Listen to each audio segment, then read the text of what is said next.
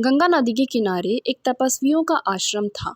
वहाँ यज्ञ वालक्य नाम के मुनि रहते थे। मुनिवर एक नदी के किनारे जल लेकर आचमन कर रहे थे कि पानी से भरी हथेली में ऊपर से एक चूहिया गिर गई। उस चूहिया को आकाश में बाजल लिए जा रहा था। उसके पंजे से छूटकर वह नीचे गिर गई। मुनि ने उसे पीपल के पत्ते पर रखा और फिर से गंगा जल में स्नान किया। चूहिया में अभी प्राण शेष थे। उसे मुनि ने अपने प्रताप से कन्या का रूप दे दिया और अपने आश्रम में ले आए। मुनि पत्नी को कन्या अर्पित करते हुए मुनि ने कहा कि इसे अपनी लड़की की तरह पालना। उनके अपनी कोई संतान नहीं थी, इसलिए मुनि पत्नी ने उसका लालन पालन बड़े प्यार से किया। 12 वर्ष तक वह अपने आश्रम में पालती रही। जब वह विवाह योग्य अवस्था की हो गई तो पत्नी ने मुनि से कहा, नाथ, अपनी कन्या अब विवाह योग्य हो गई है, इसके विवाह का प्रबंध कीजिए। मुनि ने कहा, मैं अभी आदित्य को बुलाकर इसे उसके हाथ में सौंप देता हूँ। यदि इसे स्वीकार होगा तो उसके साथ विवाह कर लेगी, अन्यथा नहीं।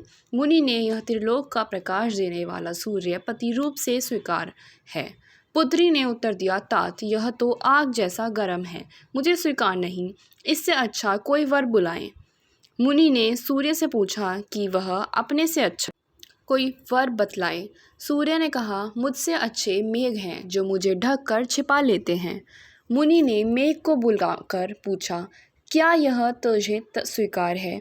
कन्या ने कहा, यह तो बहुत काला है, इससे भी अच्छे किसी वर को बुलाओ। मुनि ने मेघ से भी पूछा कि उससे अच्छा कौन है।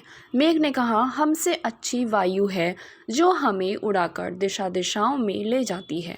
मुनि ने वायु को बुलाया और कन्या से स्वीकृति पूछी। कन्या ने कहा, तात, यह तो बड़ी चंचल है, इससे भी किसी अच्छे वर को बुलाओ। मुनि ने वायु से भी पूछा कि उससे अच्छा कौन है।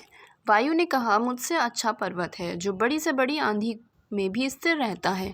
मुनि ने पर्वत को बुलवाया तो कन्या ने कहा, तात, यह तो बड़ा कठोर और गंभीर है, इससे अधिक अच्छा कोई वर बुलाओ। मुनि ने पर्वत से कहा कि वह अपने से अच्छा कोई वर सुझाए।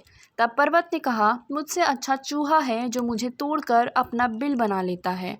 मुनि ने तब चूहे को बुलाया और कन्या से कहा, पुत्री, यह मूषक राज तुझे स्वीकार हो तो इससे विवाह कर ले।